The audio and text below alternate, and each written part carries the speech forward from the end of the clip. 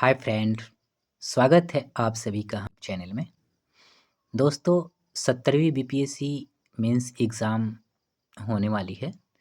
उसके लिए मैं पेपर 1 और पेपर 2 साथ में निबंध को करवाऊंगा, जिसमें हमने निबंध कल एक करवा दिया है और आज हम जीएस फर्स्ट पेपर में टॉपिक हिस्ट्री को करने का प्रयास करेंगे।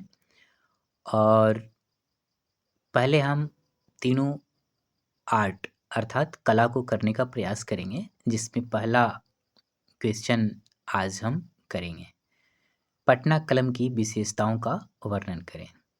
दोस्तों, किसी प्रश्न का आंसर राइटिंग कैसे करेंगे, इसको देखकर आप सीख सकते हैं। बीपीएससी में जो प्रश्न आते हैं वह शॉर्ट भी आते हैं और लॉन्ग भी आते हैं। मैं इसी प्रश्न को लॉन्ग आंसर के रूप में भी लिख कर दिखाऊंगा और शॉर्ट आंसर के रूप में भी लिख कर दिखाऊंगा कि कैसे इसको लॉन्ग में लिख सकते हैं और कैसे इसी प्रश्न को शॉर्ट में भी लिख सकते हैं। लॉन्ग प्रश्न जो 38 नंबर का आता है, उसका आंसर लगभग 300 से 400 शब्दों के बीच में आपको देना है, अर्थात 3 से 4 पेज। जबकि शॉर्ट क्वेश्चन जो 7, 8 या 9 नंबर के आते हैं, उसका आंसर आप 70 से लेकर 100 शब्दों के बीच में देंगे, अर्थात 1 पेज। इससे ज़्यादा देंगे तो आपका क्वेश्चन छूट जाएगा। तो चलिए शुरू करते हैं। पटना कलम की विशेषताओं का वर्णन करें। इसमें पहले आप भूमिका देंगे। भूमिका कई प्रकार का हो सकता है, चलिए इसको देखने का प्रयास करते हैं। कला किसी समाज की संस्कृति और इतिहास का दर्पण होती है। दोस्तों, कला क्या है, सबसे पहले हम यह समझने का प्रयास करेंगे। तो कला मानव की रचनात्मक अभिव्यक्ति है, जो इंटरनल फील होता है, उसे हम विभिन्न रूपों जैसे चित्रकला, संगीत, नृत्य, साहित्य आदि के रूप में प्रकट करते हैं। कहने का मतलब है, यह सौंदर्य, भावनाओं और विचारों को संप्रेषित करने का एक सशक्त माध्यम है। भारतीय लघु चित्र कला परंपरा में पटना कलम एक महत्वपूर्ण स्थान रखती है, जो अपनी विशिष्ट शैली और सूक्ष्म चित्रण के लिए जानी जाती है। यह कला बिहार के पटना क्षेत्र में विकसित हुई, जिससे यह कला पटना कलम चित्रकला के नाम से जानी जाती है। यह कला अपनी सरलता तथा यथार्थवादी चित्रण के कारण लघु चित्रकला शैली के रूप में महत्वपूर्ण स्थान रखती है। दोस्तों, सरलता का मतलब क्या होता है? आसान। यथार्थवादी का मतलब क्या होता है? रियलिस्टिक, मतलब जो वास्तविकता पर आधारित हो। कहने का मतलब है कि जो वास्तव में वास्तविक दिखे। कहने का मतलब है कि जिसका दृष्टिकोण यथार्थवादी हो, मतलब रियलिस्टिक हो, मतलब वास्तविक दिखने जैसा। ठीक ना? यह भूमिका आपका हो गया। अब यदि आपको लग रहा है कि नहीं और दूसरे तरीका से भूमिका इसका लिखा जाए, तो मैं आपको अदर तरीके से भी भूमिका बता देता हूँ। जैसे दूसरी भूमिका हम क्या लिखेंगे कि 18वीं सदी के मध्य में जब मुगल साम्राज्य पतन की ओर अग्रसर था, उस समय वहाँ के कलाकारों को वहाँ आश्रय मिलने में कठिनाई हो रही थी, जिस कारण से वहाँ से कुछ कलाकार पलायन करके पटना के आसपास बस गए और यहाँ के स्थानीय कलाओं के सम्मिश्रण से एक ऐसी कला का विकास किया, जिसे हम आज पटना कलम के नाम से जानते हैं। यह दूसरी प्रकार का भूमिका हो गया।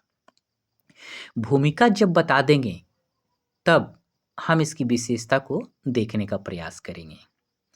जैसे इस कला की विशेषता को हम निम्न रूपों में देख सकते हैं। जैसे पहला विशेषता क्या बताएंगे? लघु चित्रकला शैली। पटना कलम मुख्य रूप से छोटी आकार की चित्रकला होती थी, जो कागज, हाथी दांत और कपड़े पर बनाई जाती थी, है ना? मतलब सूक्ष्म चित्रण, मतलब छोटे-छोटे चित्र के रूप में यह बनाए जाते थे। सेकंड क्या बताएँगे पॉइंट, आकृतियों की सजीवता। इस कला में इंसानों और प्रकृति के दृश्यों को बहुत ही सजीव तरीके से दिखाया जाता था। मतलब वह देखने में काफ़ी यथार्थवादी, रियलिस्टिक मतलब वास्तविक दिखते थे, है ना? इसीलिए वह सजीव प्रतीत होते थे। रंगों का सीमित प्रयोग। आप देखेंगे कि पटना कलम चित्रकला में रंगों का बहुत सीमित प्रयोग किया गया था और हल्का, ज़्यादा गाढ़ा रंग का इसमें प्रयोग नहीं किया जाता था। इसमें हल्के और कम चमकदार रंगों का प्रयोग किया जाता था, जिससे चित्र में गहराई और वास्तविकता आती थी। कहने का मतलब है कि रंगों का सीमित प्रयोग और ज़्यादा गाढ़ा रंगों का प्रयोग इसमें नहीं होता था। इसलिए यह जो चित्रकला थी, ज़्यादा वास्तविकता के करीब दिखती थी। नेक्स्ट पॉइंट क्या देखेंगे, मुगल और देसी प्रभाव। अब देखिए इसमें मुगल चित्रकला की बारीकियों के साथ साथ भारतीय लोक कला का प्रभाव भी देखा जा सकता है। अब देखिए कहने का मतलब है कि मुगल प्रभाव क्या है। अब देखिए मुगल प्रभाव में होता था बारीकी रेखाओं, यथार्थवादी चित्रण और शाही दरबार के दृश्यों को देखा जा सकता है। जबकि देसी प्रभाव क्या होता था? देसी प्रभाव में क्या आता था? स्थानीय जीवन, व्यापार, त्योहार, आम लोगों की गतिविधियों का चित्रण। तो एक शॉर्ट में इसे हम बोलते हैं मुगल और देसी प्रभाव इस चित्रकला पर बहुत अच्छे तरीके से देखा जा सकता है। चलिए नेक्स्ट हम देखते हैं 5 पॉइंट, दैनिक जीवन का चित्रण। आप देखेंगे कि इस चित्रकला शैली में दैनिक जीवन से संबंधित चित्रों का बहुत प्रयोग किया जाता था। जैसे पटना कलम में आम लोगों की जीवन, बाजार, त्योहार, शादी, नृत्य, शाही दरबारों के दृश्य प्रमुखता से बनाए जाते थे। अब 6 पॉइंट क्या होगा? रेखा प्रधान शैली। मतलब इस कला में मुख्य रूप से काले रंग की बारीक रेखाओं का उपयोग किया जाता था, जो चित्र को विशेष आकर्षण देती थी। अब रेखा प्रधान शैली क्या होता है? जैसे कोई पूछेगा कि रेखा प्रधान शैली का तात्पर्य क्या है? तो रेखा प्रधान शैली ऐसी कला होती है जिसमें आकृतियों और वस्तुओं को मुख्य रूप से रेखाओं के माध्यम से दर्शाया जाता था। मतलब रेखाओं का प्रयोग ज़्यादा किया जाता था। इसी को हम रेखा प्रधान शैली बोलते हैं। 7 पॉइंट क्या देंगे? व्यापारी वर्ग का संरक्षण। अब देखिएगा इस कला को मुख्य रूप से पटना के व्यापारी वर्ग का संरक्षण प्राप्त था, जो इन चित्रों को खरीदकर अन्य देशों में भी भेजते थे, जिससे इस चित्रकला को संरक्षण मिलता था और विकसित होने में मदद भी मिलती थी। 7 पॉइंट आपको हो गया। अब नेक्स्ट पॉइंट क्या देंगे आप? 8 में जल रंगों का उपयोग। अब देखिए इस चित्रकला में पानी से घुलने वाले प्राकृतिक रंगों का प्रयोग किया जाता था, जिससे चित्र हल्के और आकर्षक दिखते थे। अब देखिएगा कि जल रंग का मतलब क्या है? जल रंग का मतलब होता है कि एक प्रकार का यह रंग होता है जो पानी में घोलकर चित्र बनाने के लिए इस्तेमाल किया जाता था। अब देखिएगा प्राचीन काल में मतलब पुराने समय में रंग जो होता था अधिकतर प्राकृतिक चीज हो, जैसे फूलों या पत्थरों, खनिजों आदि से बनाए जाते थे, है ना? तो इसको प्राकृतिक रंग कहते थे और उसे पानी में घोलकर चित्रों में इस्तेमाल किया जाता था। इसीलिए इसको बोलते हैं जल रंगों का उपयोग। नेक्स्ट पॉइंट क्या बताएँगे? धार्मिक और ऐतिहासिक विषय।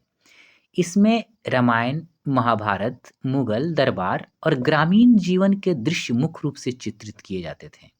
अब देखिएगा इसमें ग्रंथों के साथ-साथ स्थानीय दृश्यों का बहुतायत रूप से प्रयोग किया जाता था। नेक्स्ट पॉइंट क्या देंगे? आधुनिकता का प्रभाव। अब देखेंगे कि समय के साथ यह कला शैली विलुप्त होने लगी, लेकिन आज भी कई कलाकार इसे सहेजने का, आगे बढ़ाने का प्रयास कर रहे हैं। इतना पॉइंट देने के बाद आप इसकी कुछ कमियों को बताएँगे। विशेषता हमने बता दिया, अब इसकी कुछ कमियों को आप दिखाएँगे। कमियों में क्या होगा? हालाँकि इस कला की विशेषताओं के बावजूद भी इसकी कुछ कमियाँ थी, जिसे हम निम्न रूपों में देख सकते हैं। अब कमियां क्या थी, तो 2-3 पॉइंट देखने का प्रयास करेंगे। पहला देखिए, रंगों की सीमितता। अब देखिए, पटना कलम में हल्के और कम चमकदार रंगों का उपयोग किया जाता था, जिससे यह अन्य भारतीय चित्रकला शैलियों की तुलना में कम आकर्षक लगती थी, है ना? मतलब हल्का और कम चमकदार रंग, बाकी जो चित्रकला की शैली थी, उसमें गाढ़े रंगों का प्रयोग ज़्यादा किया जाता था और वह ज़्यादा आकर्षक दिखता था। उसकी अपेक्षा इसमें कम चमकदार रंगों और हल्का रंग का प्रयोग किया जाता था, जिससे इसकी आकर्षक लगने की जो मतलब दृष्टिकोण था, वो कम हो जाती थी। भावनाओं की कमी। अब देखिए, इस शैली में चेहरे के हाव-भाव और भावनाएँ बहुत अधिक स्पष्ट नहीं होती थी, जिससे चित्रों में जीवंतता की कमी महसूस होती थी। यह दूसरी इसकी कमी थी। अब देखिए, थर्ड पॉइंट में क्या देंगे, एक ही तरह के विषय। अब देखिए, कोई भी चीज़ में अगर एक ही चीज़ का आप प्रयोग करेंगे, तो व्यक्ति ना मतलब उससे मतलब क्या बोलते हैं, मतलब एक ही तरह का चीज़ यदि आपको भी मिलेगा, तो आपके अंदर जो वो चीज़ है ना, उस चीज़ के प्रति मतलब इच्छा खत्म हो जाती है। तो इस कला में मुख्य रूप से व्यापारियों, बाज़ारों, आम जीवन के दृश्य ही बनाए जाते थे। धार्मिक और महाकाव्य आधारित चित्र बहुत कम होते थे, जिससे इसकी विषय वस्तु सीमित हो गई। अर्थात पटना कलम चित्रकला में देखेंगे, विविधता का अभाव देखने का मिलता है और यह इस कला की पतन का एक प्रमुख कारण भी बनी। जब इस 3 पॉइंट कमी को बताएँगे, तो इसके बाद अब आप निष्कर्ष लिख देंगे। निष्कर्ष जब बता देंगे, तो आपकी आंसर पूरा हो जाएगा। अब देखिए, निष्कर्ष क्या इसका होना चाहिए, एक अच्छा निष्कर्ष। निष्कर्षतः कहा जा सकता है कि कुछ कमियों के बावजूद भी पटना कलम भारतीय चित्रकला की एक अनमोल धरोहर है, जिसने अपनी अनूठी शैली और सुंदर चित्रों से पूरे देश में प्रसिद्धि पाई। यह कला भारतीय इतिहास, संस्कृति, परंपराओं की झलक दिखाती है, परंतु आज यह कला विलुप्त होने की ओर अग्रसर है। अतः ज़रूरत इस बात की है कि इस कला को संरक्षित कर नई पीढ़ी तक पहुँचाया जाए, जिससे यह कला अपनी महत्ता को पुनः पा सके। दोस्तों, कोई भी कला अपने आप में महत्वपूर्ण स्थान रखती है, इसलिए उस कला को बचाना हमारे लिए बहुत ज़रूरी है और आने वाली पीढ़ियों तक पहुँचाने का दायित्व भी हमारा ही है। इसीलिए इस कला को भी संरक्षित कर आगे आने वाली पीढ़ियों तक पहुँचाने का काम करने के लिए और इसकी महत्ता को बनाने के लिए आज इसको संरक्षित करने और विकसित रूप देने में मतलब सरकार और आम लोगों का भी प्रयास करना बहुत ज़रूरी है। इसका निष्कर्ष हो गया। अब आपका यह एक लॉन्ग आंसर लगभग 300 से 400 के बीच में लिखेंगे, तो आपका हो गया। अब देखिए, लॉन्ग 38 नंबर का क्वेश्चन आएगा तब तो आप लिख लेंगे, इतना हो गया। लेकिन यही क्वेश्चन यदि 7, 8 या 9 नंबर का आएगा, शॉर्ट क्वेश्चन में आएगा, तब इसको आप कैसे लिखेंगे? तो देखिए, शॉर्ट क्वेश्चन में कैसे लिखेंगे? इसी प्रश्न को मैं आपको शॉर्ट रूप में लिख कर बताता हूँ, शॉर्ट क्वेश्चंस। अब देखिए, शॉर्ट क्वेश्चन कभी भी आप लिखेंगे ना, तो वह 1 पेज से ज़्यादा नहीं जाना चाहिए, मतलब 70 से 100 शब्दों के बीच में हो जाने चाहिए। अब देखिए, शॉर्ट में भूमिका क्या लिखेंगे? 18वीं सदी के मध्य पाटलिपुत्र में भारत की लघु चित्रकला शैली और ब्रिटिश शैली के संयोग से एक क्षेत्रीय कला का विकास हुआ, जिसे हम पटना कलम के नाम से जानते हैं या जाना जाता है। इतना जब लिखेंगे तो भूमिका हो गया, क्योंकि प्रश्न जैसा रहेगा वैसा ही भूमिका और विशेषता और निष्कर्ष भी बताना है। अब देखिए, इसकी विशेषता में आप 5-6 पॉइंट बताएँगे, क्योंकि शॉर्ट रूप में ही लिखना है, मतलब 1 पेज में ही आपको लिखना है। तो पहला पॉइंट क्या बताएँगे? यह लघु चित्र श्रेणी में आते थे। इन्हें कागज़ और कहीं-कहीं हाथी दाँत पर बनाया गया है ना? पहला पॉइंट हो गया। इस शैली में सामान्य जनजीवन का चित्रण किया गया है, दूसरा पॉइंट हो गया। इस कला के चित्रों में प्राकृतिक रंगों का प्रयोग किया गया है, तीसरा पॉइंट हो गया। पृष्ठभूमि एवं लैंडस्केप का प्रयोग कम हुआ है, चौथा पॉइंट हो गया। इस कला के चित्रों को रंगने के लिए वो तुलिका का प्रयोग करते थे, मतलब एक प्रकार का ब्रश होता था, है ना? उसका प्रयोग करते थे। अब देखेंगे कि ये 5 पॉइंट बता दिए, यह इसका फीचर मतलब विशेषता हो गया। अब इसके बाद हम निष्कर्ष 1-2 लाइन में बता देंगे। जैसे देखिए, इस प्रकार से पटना की धरती पर जन्मी यह कला अपनी अद्वितीय कला शैली के कारण चित्रकला के इतिहास में महत्वपूर्ण स्थान रखती है। आप देखेंगे कि शॉर्ट क्वेश्चंस को हमने लगभग 80 से 90 शब्दों में लिखा है और आपको भी ऐसे ही लिखना है। अब देखिएगा कि शॉर्ट क्वेश्चन में ज़्यादा इसको नहीं ले जाना है, मतलब कम से कम 80-90 शब्दों से ज़्यादा नहीं जाना है, नहीं तो आपके क्वेश्चन छूट जाएंगे। तो मैं इसी क्वेश्चन को आपको लॉन्ग आंसर के रूप में भी लिख कर दिखाया और शॉर्ट क्वेश्चन के रूप में भी दिखाया, दोनों रूप में।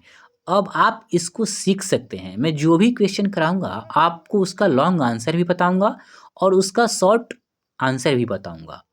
इतना यदि आप करेंगे तो आप बहुत अच्छा एग्ज़ाम में आंसर लिख ले जाएंगे। दोस्तों, मैंने हिंदी में इनका आंसर बता दिया, बट कुछ स्टूडेंट अंग्रेजी के भी हैं। मैं कुछ अंग्रेजी में भी इसी का ट्रांसलेट करके और मैं बताने का प्रयास करूँगा थोड़ा बहुत। बाकी हिंदी में जो हमने बता दिया है, लेकिन कुछ मुख्य पॉइंट मैं बता दूंगा, इंग्लिश वाले ऐसे इसको देखकर मतलब वो कर सकते हैं। अब देखिए, डिस्क्राइब करना है, मतलब कहने का मतलब पटना कलम के जो फीचर्स हैं, विशेषता हैं, उसके बारे में वर्णन करना है। तो आप इंट्रोडक्शन बता देंगे।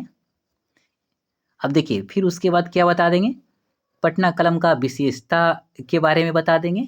अब देखिए, मिनिएचर पेंटिंग स्टाइल के बारे में बता देंगे, लाइफ लाइक फिगर के बारे में बता देंगे, लिमिटेड यूज़ ऑफ कलर्स के बारे में बता देंगे, मुगल एंड लोकल इन्फ्लुएंस के बारे में बता देंगे, डिपिक्शन ऑफ डेली लाइफ के बारे में बता देंगे, लाइन बेस्ड स्टाइल के बारे में बता देंगे, सपोर्ट फ्रॉम मर्चेंट क्लास के बारे में बता देंगे, यूज़ ऑफ वाटर कलर्स के बारे में बता देंगे, रिलीजियस एंड हिस्टोरिकल थीम्स के बारे में बता देंगे थोड़ा सा, इम्पैक्ट ऑफ मॉडर्निटी के बारे में बता देंगे आप। अब आप इसकी कुछ कमियां बताएंगे, जैसे हमने हिंदी में बताया था आपको, तो यहाँ भी बता देंगे limited use of colours, second lack of expressions, repetitive themes. ये तीनों बताने के बाद अब इसका आप कंक्लूजन बता देंगे जो हमने लिख दिया है। इंग्लिश मीडियम वाले इसको देखकर अपना वो कर लेंगे, क्योंकि हिंदी में हमने इन सभी का एक्सप्लेन कर दिया था, तो इसमें फिर उतना ही टाइम देना सही नहीं होगा। अब देखिए, इसी क्वेश्चंस को अंग्रेजी में फिर शॉर्ट में कैसे लिखेंगे, वही भूमिका बता देंगे, सेम उसका ट्रांसलेट है हिंदी का। और फिर इसमें भी 5 पॉइंट आप बताएंगे, फीचर्स ऑफ पटना कलम 1 2 3 4 5, और फिर बाद में इसका कंक्लूजन्स मतलब निष्कर्ष बता देंगे आप, तो हो गया। अगर किन्हीं को इंग्लिश में मतलब करना है, देखना है, तो कमेंट करके मेरे को बताएंगे, तो मैं हिंदी के साथ साथ अंग्रेजी में भी करने का प्रयास करूँगा।